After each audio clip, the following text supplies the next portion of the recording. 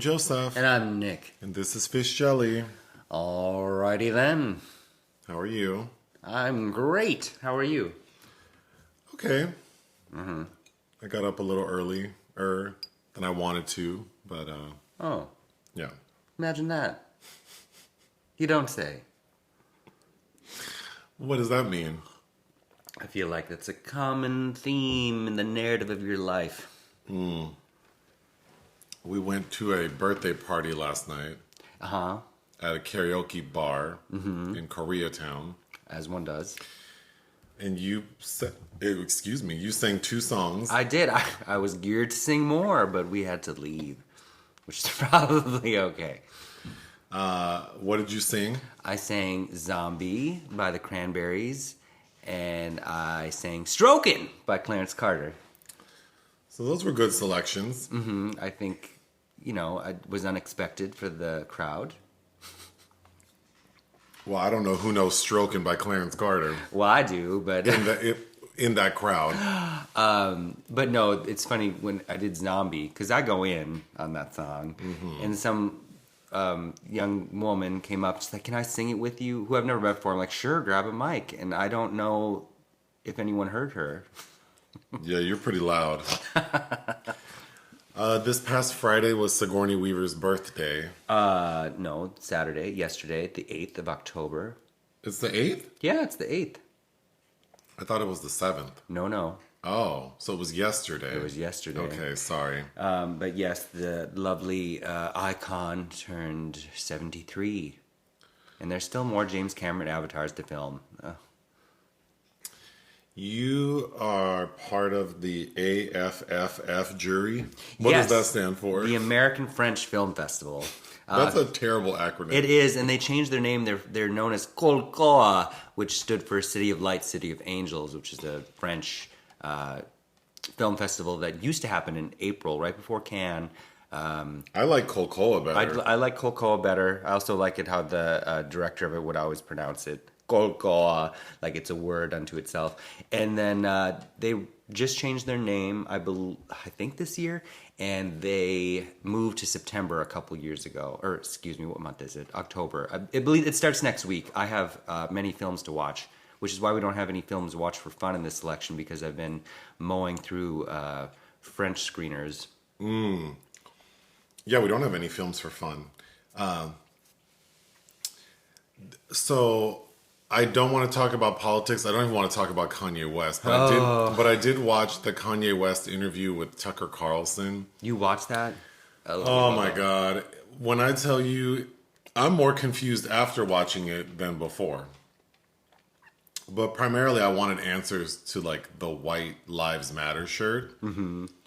Because I sent you that screenshot. Well, and because, it's possible he could have said something that would have helped me better understand what his position was, and it could have made sense. I'm not automatically mad, although he was standing next to Candace Owens wearing the same shirt, so that's a problem. But Is that the one with the fetus? Wasn't he wearing a shirt with he has shirt an ultrasound? Okay, so in the interview, Tucker Carlson, who's just so gross to me, but... Yep. Again, not going to get all into it, except that he's asking him all these questions about the ultrasound shirt, about the White Lives Matter shirt, about why do you like Trump, all these things, abortion, and when I tell you, none of what Kanye says makes any sense. If you ask me, like, oh, you watched his interview and he answered how he feels about abortion, well, that's not true. The abortion one, he was more clear that he's pro-life, but then he also goes on about how more Black children in New York are killed from murdered by abortion than are born. I don't know if these stats are true, and so he is more clear on that. But then things like, why did you wear the White Lives Matter shirt? Makes no sense. He's just rambling on. Why do you like Trump? Rambles on. He says something to the effect of like how people said Trump was the first Black president. Well, I'm going to be the first Hispanic president, because he's just saying crazy shit that doesn't make any sense. I think either Kanye West I don't think he's a genius. I think just because someone has made a lot of money or had success, And I don't know if maybe people aren't accustomed. I spent a lot of time around a lot of very rich people who made their money doing like regular things, like owning a bunch of strip clubs or Taco Bells or, the world's largest swap meet or something. I think people's impression of like people with a lot of money is that they're brilliant. And it's like you started a Cuban sandwich restaurant and bakery, and then it just exploded, and you have people who help you set it up, and then it's a machine unto its own. And like the person who started it didn't necessarily. You're benefiting from the fruits of capitalism, right? So I think like it's really easy for some people to think like Kanye West is a genius, and I just don't see it. I think he's either. What I got from the interview is either he has like some sort of God complex, like he really thinks he is like above everyone, and like he can't even construct a complete thought in a complete sentence. It's just like random shit being spit out. And he's in this bubble because he's super popular, very successful as a musician, very highly paid as a designer for some reason. Then he was in a very high profile relationship. So I think being under that magnifying glass would make someone feel bigger than maybe, what their abilities are, like their intellectual abilities. For sure, yeah. It's Madonna as well. I think you can. I really like Madonna. I do too. But I do think sometimes, like, but this goes for many celebrities who choose to talk more than they should. Is like, your level of success is not like does not directly correlate with like your. You're not Stephen Hawking. Your intellect. Yeah.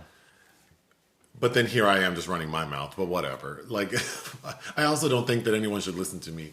But also tending not to talk about things that I'm really ignorant about, or that I need to know more about before I speak about publicly. Right. That's the difference. But getting back to what I think Kanye West is either mentally ill. Yeah. And he's like, wasn't that what Kim Kardashian always? That was the narrative built. Or he does say some things that I think he's very much aligned with Donald Trump and like fake news, and I see that. Like, I mean, I think anyone who tries to seek out the truth should be able to recognize that a lot of what we're presented by the quote unquote media, which is really to me more of like an algorithm, and we should really be blaming these search engines and these and these web browsers. But anyway, I feel like he's very familiar with that because of his celebrity, and I think he's parlaying that into like he knows some secret, and that he's using that secret to manipulate the system. So I get the sense that he seems angry about the lies that have been told about him. So he thinks because he's a genius that he's going to make these really like controversial statements and present himself in a controversial way. And somehow that's going to flip the script. Like he's going to crack the matrix or something. I mean, I don't know what he thinks he's doing, but it's really uncomfortable to watch. Yeah. And it's dismissive to call someone like him crazy because... Well, crazy is always dismissive. It's always dismissive, but in his case, it's like who he reminds me of? Like when you go to like the barbershop and there's always that one dude just talking shit and like... conspiracy theorists. Well, that, but also like he has business ideas and he does this. Mm-hmm. The last time I was at the barbershop... Hustlers, yeah. This man was trying to convince me that he has started this. It was just like crazy talk. Mm-hmm. While you'll beat up Toyotas in the parking lot. Like it just doesn't make any sense what you're saying. But then Kanye West is a billionaire. So imagine if that person at the barbershop really did have all this money. Then it's like you can't really stop them. Because they, in their minds, they have the proof. Like, look, I have all this money and everyone knows me. I must know what I'm doing. I think it's really scary watching him. And the interview is long as hell, and it's from what I understand, it's just part one. Like, and impossible to deal with. Yeah, but again, of course they would, take advantage of that, Mr. Carlson. And the way Tucker Carlson's talking to him is like, he's the butt of a joke. But then the way Kanye's talking to him is like, oh, I know that you think I'm the joke, but I'm. And it's like, I don't see it. I don't know. You're just being used as ammunition, probably, which he even addresses. Like, I know people think I'm just giving ammunition to. And it's like, I'm not making it political. I'm just saying that you just seem really ignorant and it's dangerous because there are a lot of people who do look up to him regardless of the crazy shit he says and does because they like his music. So it's like, well, you seem reckless. Well, and it's embarrassing. And how are you helping? Like, I mean, this is where I'm ignorant. I don't know. Maybe he does give a lot. Like, maybe he is really philanthropic. I don't know. But it just seems like whatever he is doing to help humanity is overshadowed by his craziness. And I just don't know how integrous that is. Like, how are you helping people? How are you a role model? It's not helping when you're funneling attention and giving it to all the wrong people, like a Tucker Carlson and to be so Fox News. It's like I'm very passionate about some things, but I'm not articulate enough to like present it to the world. So if I had the resources, I would find people who can articulate my thoughts and help me spread that message. And I feel like he... Help me help you. Yeah, it's like he's just out here acting real loose. And anyway, that's a lot about Kanye. It's unfortunate, yeah. I said I didn't want to talk about bros anymore, but... Oh. Well, because I saw some TikToks from this young Latino man from Florida talking about bros and what it means to him. And I felt like... And how it bothered him. For reasons... He was much more articulate than I was talking about bros in our review. But I think since Bros has bombed and Billy Eichner's out here talking all crazy, like a brat, like being a brat and having a tantrum about it, I feel like he's also giving ammunition because he's so angry. I've been reading these like headlines about how more conservative people are saying that like Bros is touting like straight bashing and then child grooming because of that scene with Guillermo Diaz and his wife. Oh, and how the kid and they're talking about gay sex and the kids are dancing to like being a bottom, and it's like great. So now you brought all this like attention to something that people are going to spin into something negative, but then really they would do that regardless, though. Sure, yeah. But it's just like you just look like such a clown. But then I was reading that there was a scene that was cut from the film where between the two leads, there was an ass eating scene, and they of course didn't want to do it like in reality, so they like paid $30,000 for this butt rig, like this fake thing, which I thought was funny because yeah, I just like there are certainly movies where people actually have sex. Yeah, of course. Especially in Europe. And I don't expect these two to have actually had sex, but I just think it's funny that now that it's bombed, like all these stupid little factoids are popping out, like. That scene might have made the movie be a bigger hit. I don't know. I think making Billy Eichner not the star of it would have made it a bigger hit. But he wanted his cake. He wanted to have his cake and eat it too because he was bitching about not wanting straight people to see it, then blaming straight people for not showing up. I mean, it's also not the way you win more. You get more flies with honey than you do with vinegar, right? It's also basic marketing, like. The poster itself and like this movie should have been marketed as the adult comedy of the summer, the raunchiest thing you've seen. Don't make it about gay. Why? Like what they did with Trainwreck. Yeah. Why did? The other thing with marketing, and I don't know about I work with hair care, so I don't know about film, but it's like who is the biggest draw in the film? Billy Eichner. Whatever that draw is. And then who is his audience? If it's like women of a particular age who live in a particular region of the country, it's like, okay, so then these women are not going to go to the theater with like their straight boyfriends or husbands to watch this gay shit. Not to say that if they saw it, they wouldn't enjoy it, but you're not going to get some dudes in like middle America to walk into a movie screening or a movie theater with a big poster of two guys grabbing each other's butts. Like that's just not going to happen. Well, and it didn't. And even that, the title is off-putting to his fellow queer audience members, I think. If nothing else had changed about keep the film the same and just change the marketing, I think it would have done better. Yeah, I think he just... I don't like this word either, but this film does feel fake woke, as we alluded to in our review. You have all these trans and people of color in the periphery just to pop up to say that they have a seat at this table that is eclipsed by everyone else. Well, like you say, Ava DuVernay says about diversity being medicine, it does feel like this film felt like it was forced. It was vaccinated for diversity. Yeah. Yeah, and it's just a performance of diversity, but it does not seem authentic. It is allyship performance at its finest, I think. And for every queer or trans person of color who saw it and commented that they agreed that it just felt very like. But you would have had so many more interesting subtexts and avenues to explore within the queer and trans community if you hadn't picked the other person wasn't also cis and white. There's so many stories to tell in our community. Well, and I know what I wanted to say because most of the negative comments we received were towards me and like saying that I'm tired of white gay men and that I'm racist. And yes, well, the way I phrased it, you can interpret that way, and that's not my intention. So I shouldn't have said it that way. But I don't have a problem with white people. Well, I hope because not. some of my best friends are white. No, well, you're married to one. So. No, I have a problem with whiteness and this sense of. I could just go on and on, yes. But it's just like in this country, this notion of like white is right and like baseline normal is like white shit. And that shit is getting old because, I haven't looked at the latest census numbers, but I'm assuming that white people don't make up the biggest or their portion of the pie is getting smaller and smaller when we think about all other demographics, like racial and ethnic groups. So it's like... and then that sparks discussions about white erasure.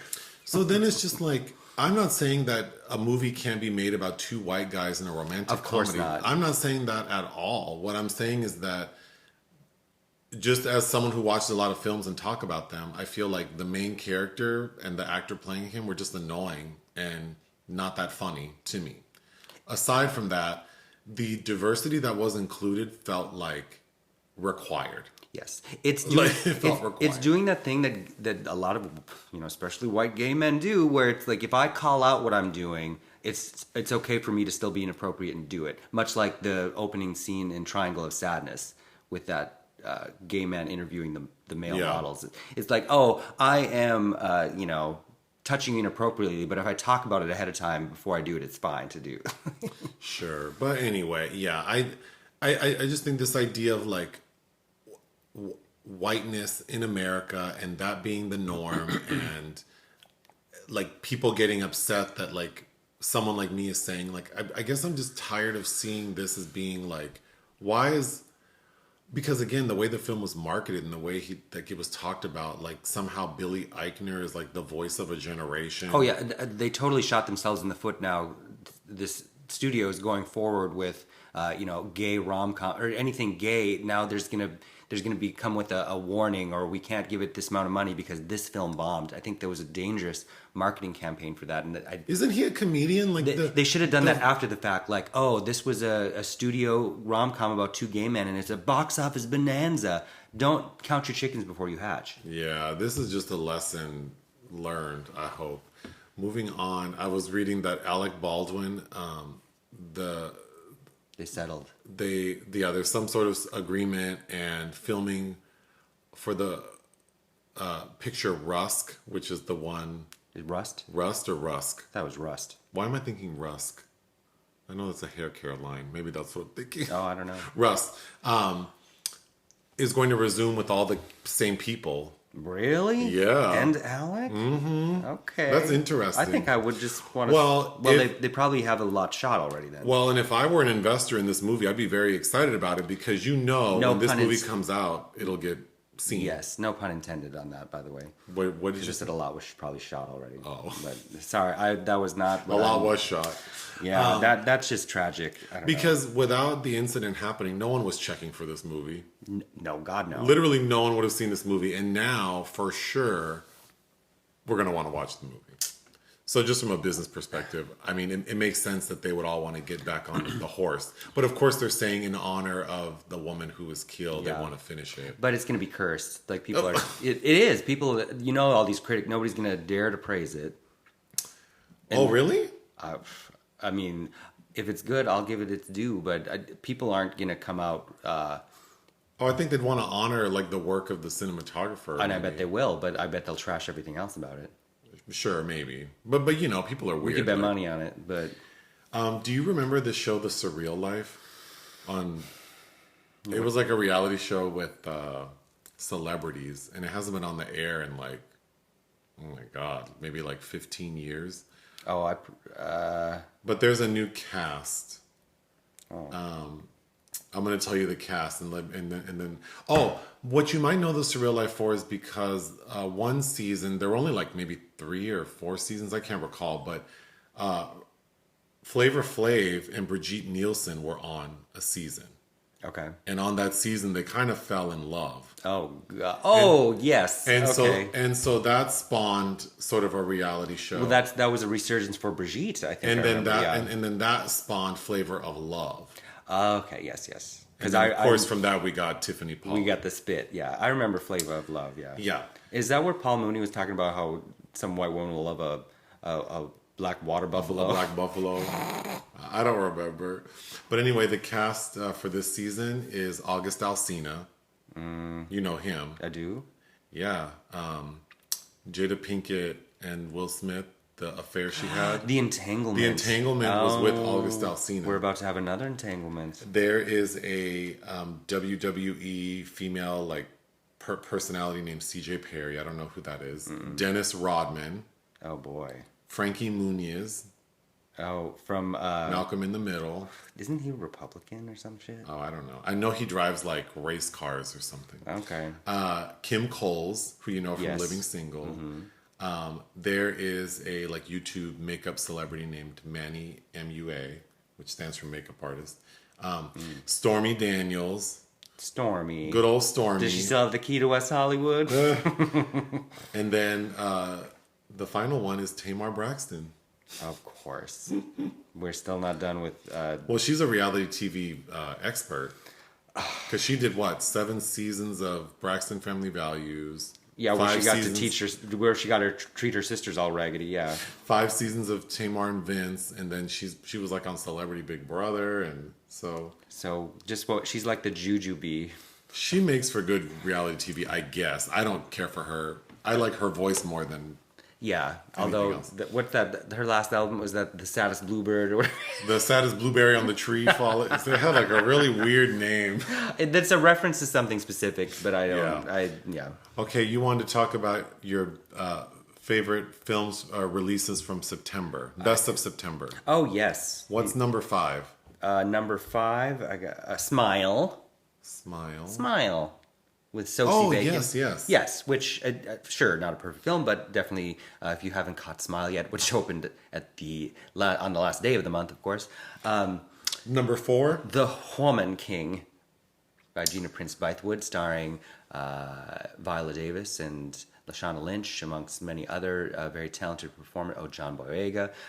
Number 3? Blonde, directed by Andrew Dominic. Okay, I didn't care for that movie as much as you did. I did really like it. Number It's on Netflix. 2? Barbarian. I didn't see this, but I know what the story's about, and I would watch it. Yeah, you need to Is see it it. streaming? I don't know. Oh. And your number 1 pick for September? Is The Good House, starring Sigourney Weaver. We did receive a question. Someone who really likes the show AJ and the Queen wanted to know if we've seen it and what are our thoughts. Well, Ruby is not. So I'm glad they said they really liked it because I don't want to trash it now. Oh boy, Ruby is not red hot. Let me tell you that. Well, what are my overall thoughts? It is really, really cool seeing RuPaul like in drag. I agree. And the amount of effort it probably took to get him in drag and to be on this high def situation is really impressive. I like that we get to see some of the crunchier bits, like when Ru takes off his wig and you see the tapes. And just overall, Ru in drag looks amazing. I think the story... I don't like precocious children. Okay, I have to be honest. The little girl, I found grating. Yes. It also felt like it was written and created by somebody that maybe is... That somebody younger, I think, needed to have the reins on this, and somebody that wasn't also afraid to direct RuPaul. Okay, what I like about the film is that it does feel like an old queen wrote it and directed it, because there are a lot of references to There are a things lot of I like. references, but sure, the problem is everything outside of that felt tired. feels very tired. It feels very, it just feels very lame.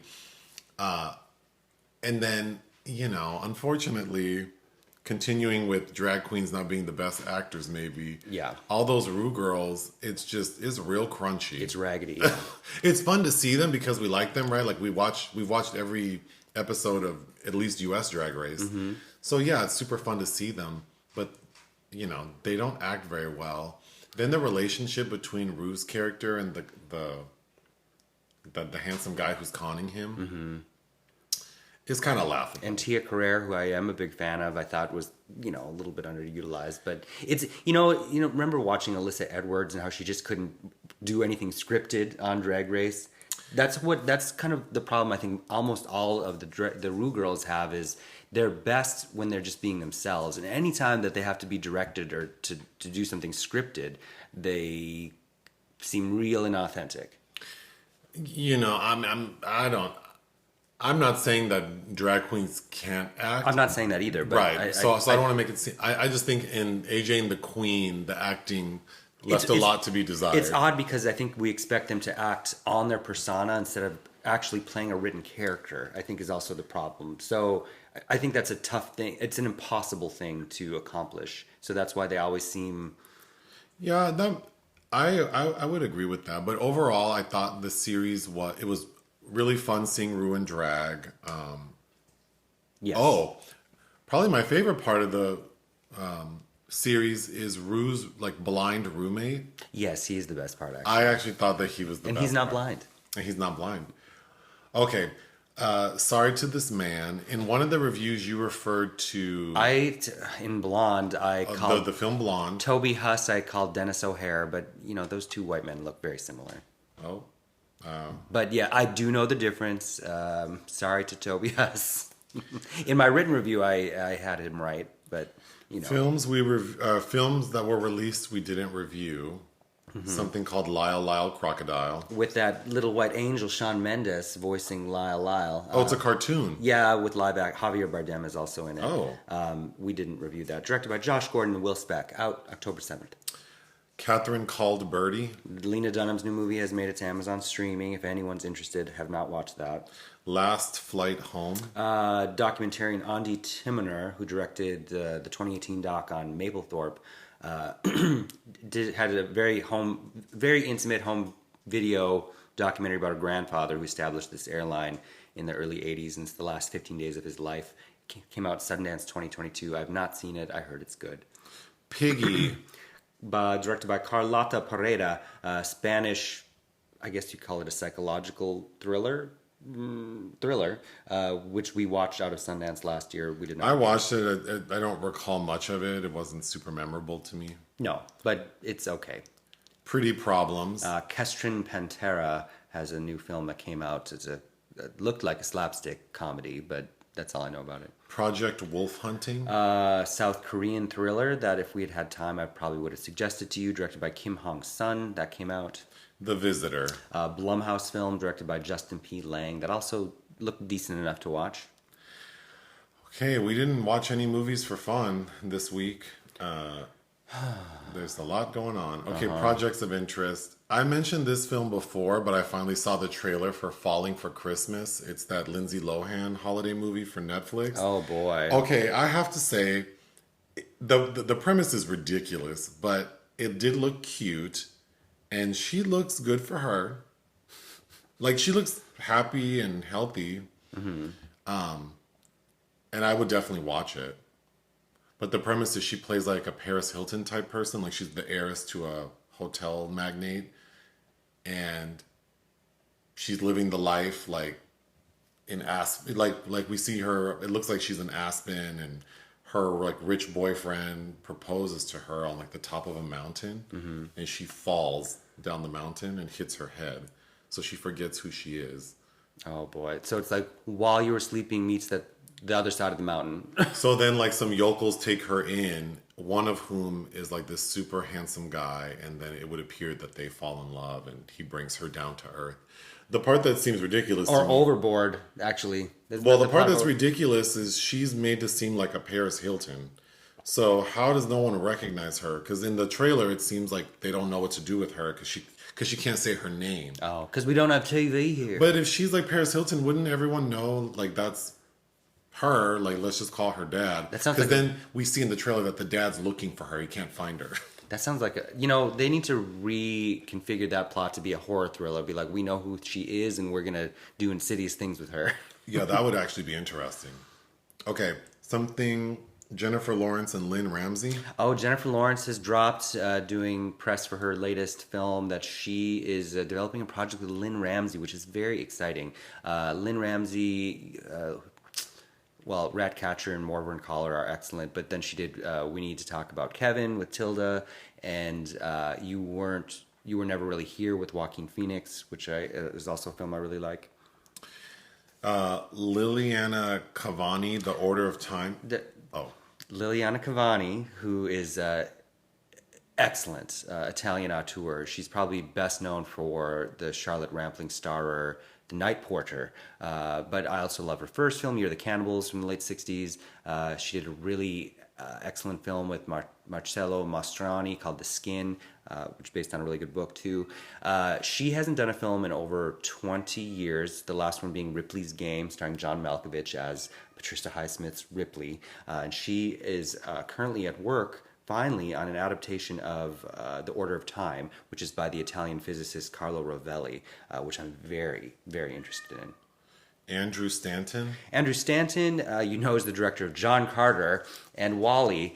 He is at work on his first live-action film since John Carter, because if you remember, that was a huge flop, based on the Edgar Rice Burroughs. It's a Blacklist script called In the Blink of an Eye. And John Waters. John Waters is making a new movie, which is very exciting. Even though I didn't love the book, I could see it being a more interesting film that he wrote called Liar Mouth, published this year. He has received funds to make the first film since 2004's A Dirty Shame. So I cannot wait to hear who's going to be cast in this. The whole time reading the book, all I could picture was Parker Posey, so I guess that's wishful thinking. And that character, Marsha P. Sprinkle, also has a daughter and a mother. So I can only imagine the kind of possibilities. And Parker was supposed to be in a film. He was going to direct a Christmas comedy with Johnny Knoxville called Fruitcake in 2007. That all fell apart. But so yeah, in my head, I want him to have worked with Parker Posey. Oh. Okay, unfortunately, there are entries in the obituary section. Judy Tenuta has passed. Yes. For those, my knowledge of her is that she was like a comedian. With mainly George Carlin. Yeah, well, she opened for him for quite some time on tour. But I remember her thing was that she is like a goddess and men are slaves. And so often I would see her on talk shows and she would come out and she was a beautiful lady and she had an accordion and kind of a weird voice. And she would do silly songs, basically women are goddesses, men are slaves. But yeah, she passed away from ovarian cancer. And I was reading that I believe it's her manager, she had purposefully lied about her age. And then the manager gave a statement saying that now that she's dead, we can be honest about it. So she had sort of said that she was, significantly younger than she actually was. But yeah, are you familiar with her? Yeah, but very peripherally. And Loretta Lynn has passed. Yes, Loretta Lynn. Wasn't she 90? I'm not sure. I think she was up there. Which I was going to put on before you came down to record this. One of the only Best Actress award winners I've never seen is Sissy Spacek in The Coal Miner's Daughter. So I need to catch up with that this week. I have seen that movie. Loretta Lynn was a singer too. She was a singer. Does she have a song I would know? In The Coal Miner's Daughter song? Oh. I mean, I think as a kid I always had her confused with Tammy Wynette. When I would hear her. Yeah. Isn't Fist City? Fist City? Isn't Fist City? Where she's talking about beating up some lady who's... Yes. Is that Loretta Lynn? Yeah, that is Loretta Lynn. Yeah, okay, so that's probably my go-to if I had to for her. Okay, well... And don't you remember they parodied that on SNL with Jennifer Aniston, where she's like, I guess I need another ABORTION. No. Oh my God, that was a good bit. Okay, The Secret Film. So we have so many recommendations, but then I thought for October everything should be horror. Yeah, so people that The people have patience. Yeah, the people who keep recommending films, please keep reminding me because, I don't write shit down and I do forget. There is one that I know I'll choose in November that someone has recommended several times. But yeah, I will gladly... Don't bother recommending films to Nick because he won't choose whatever. No, I will. I might. You don't know that. He won't. You don't know that. No. You know, no, you don't know that. Don't bother. You don't know that. Nick won't do it. You don't know. You don't know me like that. No. Oh, I know you well enough to know that you want to. If you have a choice, you're going to make your own choice. Well, it's depending what's going on in life right now. Like why I had to pick Grease because of Olivia Newton-John. I had no desire to watch Grease, but based on life events going on. You didn't. I said we should watch Grease. No, I chose that week. It was your choice, but I could have chosen something else. yes, you could have. But and I said we should probably choose the film people know.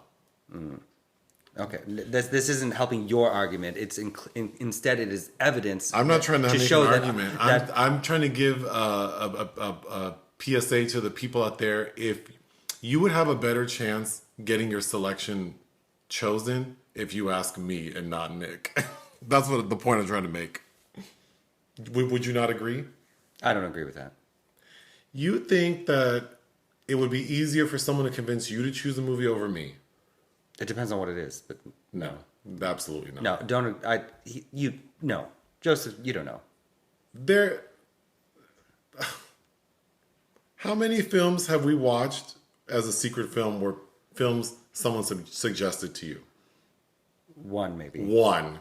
But But I also have like a huge list of things on the back burner. that's why I'm saying that you would not choose a film someone suggested because you have a huge catalog of films that you want to try to get me to watch or that you think people need to hear about. You know what? So there's no way you're going to take just someone's just suggestion. like in life, it never hurts to ask. You don't know how far you'll get unless you try. That's true. So there you go.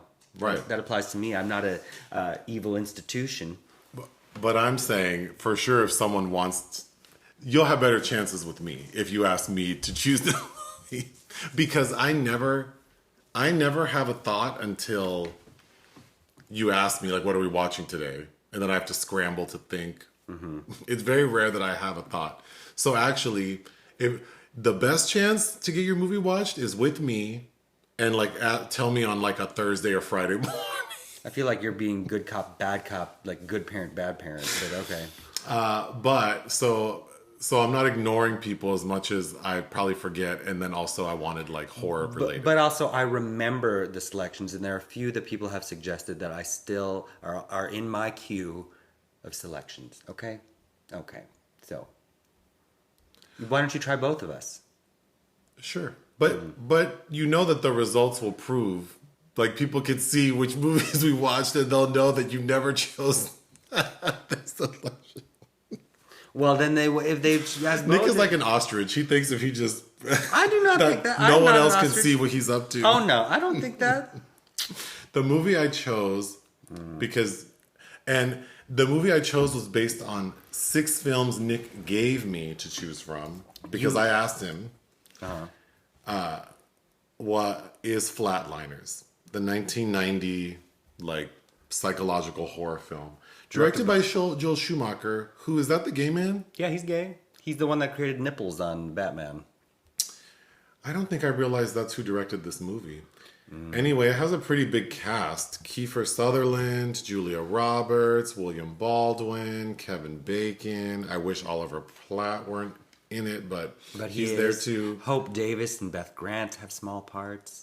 So I had never seen this. And you know what's funny is after watching it, I'm like, oh, someone should remake this. But then you said the remake's not good. I haven't seen it. There was a remake in 2017 in which Kiefer returned as a doctor, and Elliot Page, I think, was the biggest star in it.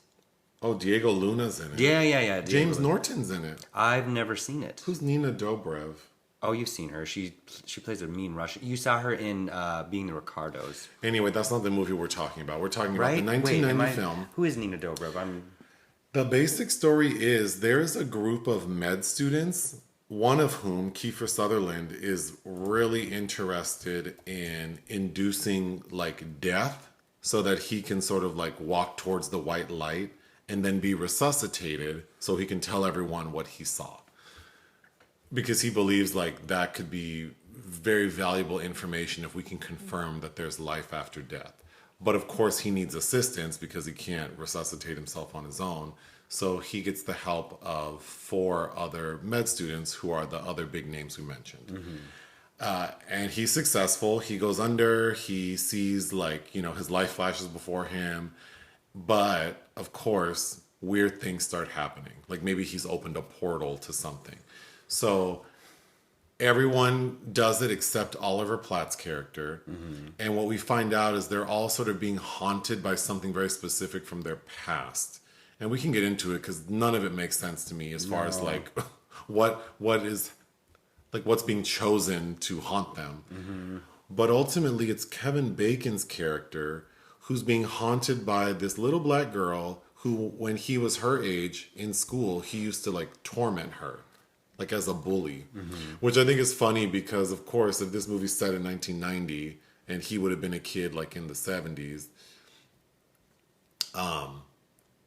you know, the assumption would be like maybe it was like a racial thing. But then when we get the flashbacks or the visions of the bullying, there's also another little black girl bullying the black girl. Yes. So then they make it seem like they were just calling her ugly. But Kevin Bacon's character discovers that and there's nothing ugly about this girl either. So it's so like, okay. But he sort of gets in his head that he needs to atone for this behavior. So he finds this now adult woman to apologize to her. And then the visions go away. So then everyone else needs to reconcile these things. And Kiefer Sutherland's character is the one who has it the worst. Because we find out when he was a kid, he was bullying some kid who ended up like dying as a result. Because like he fell from something where they were throwing things at him. So Kiefer's character as a kid killed some boy he was bullying. So Kiefer, at the very end, figures out that he needs to die again so he can visit this boy to tell him he's sorry. And then everything's fine. And then Julia Roberts' character, she's being haunted by her dead dad. So, but it's like the grief of his dying or the guilt. So then I don't understand how that got reconciled, except we see her hug his like ghost. And then William Baldwin, he's being haunted by all of the women who he recorded having sex with unbeknownst to them. Which he would do as a character several years later in Sliver. I thought the bones of the story were interesting, but the character development is so thin. Oh, it's bad. That it's just like, I don't care. And then because there's no rhyme or reason to what's haunting them, because 2 of them are being haunted by things that, like, people who they were bullying. And then Julia Roberts being haunted by this guilt of her dad dying because the mom had told her, like, your dad, it's because of you. Like, you're ruining our marriage, and that's why he killed himself. And then for William Baldwin, he's doing something bad to a bunch of women, but I don't understand how he... And then you have these med students who are, I guess, in residency that look like they're doing everything in an old church.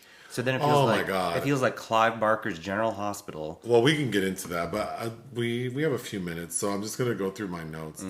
Yeah, my first note is, are they at the Vatican? Like, where is this medical school? It looks like they're in cathedrals, and it's not just like... where they do the experiments. But like you mentioned, I'm very confused because they're calling each other doctor, which I would assume means that they've graduated medical school, which means that they're residents. It says they're at the University Hospital School of Medicine. But then they're not seeing patients, but then they're also like in lecture because they have one teacher who's like an asshole. And it seems like they're in like some sort of like physiology lab or anatomy lab. So I'm very confused if we're dealing with residents or med students just like in school, because if they're just still in school, they're doing a lot. And whoever wrote it, I feel like they probably consulted like a physician, but it's not written like, I don't know, these characters are talking to me like they wouldn't be in school, like they seem like seasoned medical doctors. The way that the conquest they want to make do not sound like people in residency. It was written by Peter Filardi, who wrote the screenplay for The Craft. Then oh gosh. Okay. So I thought of all of them, I find them all distracting. Mm-hmm. I think I didn't think any of them fit the role. They don't, and the only one of them I actually like as an actor is Kevin Bacon. Yeah, but then Kevin Bacon's character seems like he's like a cowboy. I mean, I don't know. None of them fit the role. No, and what did Julia Roberts looks like she's pretending to be a doctor. Yeah. Oliver Platt is just annoying. William Baldwin is very handsome. I can't stand him. And I think I figured out why I don't like Timothée Chalamet. And it's because he looks like William Baldwin. William Baldwin's more attractive than Timothée. He still has that little face. And then Kiefer looks so doofy. Especially when he dies the first time and then they resuscitate him, they're always like cold, and then they're like shuffling him to another structure, and he's wrapped in a blanket, and he's walking with this dumb look on his face. Yeah, Kiefer's exceptionally bad in this. And he worked with Schumacher several times. The Lost Boys was directed by Schumacher prior to this, and he also did Phone Booth. The atmosphere is so weird. The set design is so interesting, but like it's distracting. It's funny that you actually chose this because the cinematographer was Jan de Bont, who directed Twister and Speed 2, which were all selections by you. Oh my God, I have a history. You like Jan de Bont's the Luke, the Baba Luke of his. But I didn't like any of the films you mentioned. No, they're not good. But he was a very talented cinematographer. At least see my energy. I vibe on a consistent level. Of bullshit. Sure. Kevin Bacon's hair, it's very He-Man. Well, it's always looks like blown back. Like through all this, you just have time to put hairspray in your hair. And a little bit like straw. Yeah, it's not the best. It's funny to think this is the same year as Pretty Woman and Tremors. The time period of when the story happens coincides with Halloween. And there's like Halloween events happening that I thought looked like The Purge. Yeah. I'm just so confused with the atmosphere. There is a scene, I don't know, none of it I thought was effective, except maybe the scene where Kevin Bacon's being like followed by the little black girl and she's calling him names. And I kind of felt like we can save it to the end of what I thought it should have been. Then Kiefer is like the leader of this group, but he's a dick to all of them. And then he comes up missing after the other four have figured out how to like atone. So everyone else is fine. And then they go looking for Kiefer. When I tell you that would be the last person I would look for. We got to find Billy Mahoney. Oh my God. I would have left his ass there. We were something that made me laugh a lot is one of the like side characters in the movie is named Gonzo Gonzalez. Yeah. That was worth a good laugh. Okay, what I thought this movie should have been is we focus on one person. So like one doctor who's maybe older, and maybe he's like an attending doctor who sees residents, like he's their staff. And we are presented to him, like he's presented to the audience like an upstanding guy, really good guy, like loving family with kids, and everyone likes him. And he convinces these residents to help him flatline, but kind of tricks them. And in doing so, we start like things get revealed, like all the bad shit he did in his past, and he has to reconcile it. It really should have focused on this one person. Which that plot sounds very Stephen King. I don't know. I just think that making it the four people and then they do this thing where each time the four of them go under, like when they flatline. I think that's one of the major weaknesses is the visualization, which is probably in the script too, of like their spirits floating over mountaintops and through forests and over Glen and Dale. Yeah, I think it should have been more of like, and it does do this to a degree of like reality and the past are sort of melded together, and we don't know what's real. And as the audience, we don't find out until the end, which would require some pretty good writing. But was not it. Which does not have. But I much prefer something like Adrian Lyne's Jacob's Ladder, which I did think of a couple times. Yes, which also was 1990. Because this doesn't even have, Jacob's Ladder is creepy because it also has like this sort of like psychedelic vibe to it. And this movie, the mood is just not there. It feels like, I mean, you could have told me this was like a vampire movie, like Blade or something, the way it looks. So it takes away from Julia Roberts' character.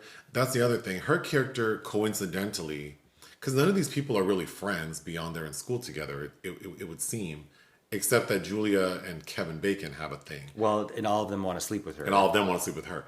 But she, coincidentally, her character is obsessed with death. Yeah. So then it's just like, well, that's corny. And then the scene where they all show up to help Kiefer the first time is a joke. Because, of course, the risk is if they get caught, they could get kicked out of school. Right. Well, and her response to Kevin Bacon is like, I want to do it because people close to me have died. And it's like, oh, that's the best excuse I've heard yet. Really? Ugh. Oh, God, when they're like being bitchy with the waitress in that diner that they're sitting in. And he's like, I died last night.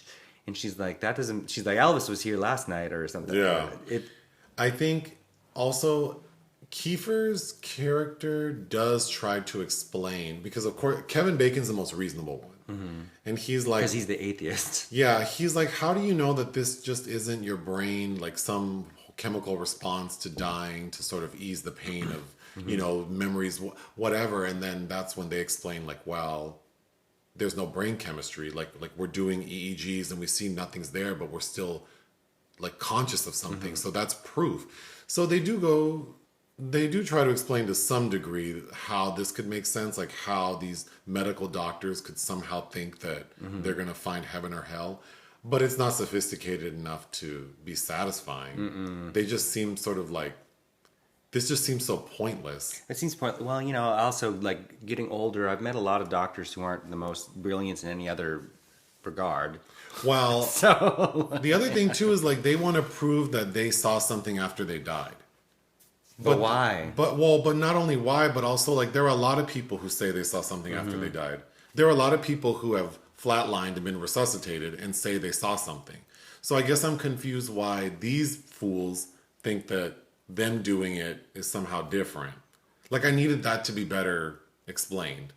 Like what value will your voice have except that you're... Well, there's also, ostensibly there's no way to prove anything because each person only has their own personal experience to go on. Right. No. Right. Because even the Kevin Bacon who has doubt and is won over when he actually does it. That is how everybody at large would be about. There's no Nobel Prize to be won for whatever experiment Kiefer Sutherland's character is cooked up because everybody would have to do it for themselves because everybody's journey, like in life, would be personable, calibrated to their own experiences. Right. So I think the fascination with dying and seeing what could be beyond, that is all we needed. We didn't need the extra because then they have this thing about like we're going to be famous because we're going to be on talk shows telling everyone. It's like there are countless people who have the same story that you're trying to tell. Again, I think there's an interesting concept and maybe a decent horror story that can come out of this. And I don't know, maybe the screenwriter needed to read Elizabeth Kubler-Ross's On Death and Dying and have incorporated that in there. It's just real basic. I am now kind of curious about the remake that flopped hard because I remember requesting to review it and they wouldn't have press screenings, which is why I never bothered to see it. I did make you a card though using that poster once. Oh, well, on Rotten Tomatoes it has a 4%. Yeah. Again, maybe it's just when you remake something that also wasn't really good in the first place, you kind of have to make drastic changes. Well, Peter Travers of Rolling Stone called the film even more witless and stupefyingly dull than the original. Okay. Well, I know the remake's PG-13. Oh, which is also reason right there. Okay, so what are we doing this week? We might see Terrifier 2 today, maybe. And then what are we going to next week? Or this coming week? My Policeman. I'm trying to convince Joseph to see The Banshees of Inisherin because if he doesn't see it tomorrow, I doubt we'll have a review for it. And it's something I know you would like. And then there's... Where is it showing? I think at Disney. Oh, in Burbank? Burbank, yeah, Ugh. I think. I'd have to double check that. And then, Halloween Ends, of course, is this week. Oh. Our review from Till will drop, but I'm telling you that's not a fun review because it's not a fun watch. Oh, and also the movie Some Like It Rare. Some Like It Rare. The Stars at Noon opens next week, and I chose to. There was a final screening of that from Claire Denis on Wednesday, but we're seeing Halloween Ends instead. I reviewed that out at Ion Cinema, but I loved that film. A lot of people didn't, but I'm sad that we likely won't get to that. Oh. Do you have a quote for us? I had a quote in honor of Sigourney Weaver from her. Don't depend on other people's encouragement. It's never enough, and never when you need it. Oh, well, there you go. Anything else? No. Bye.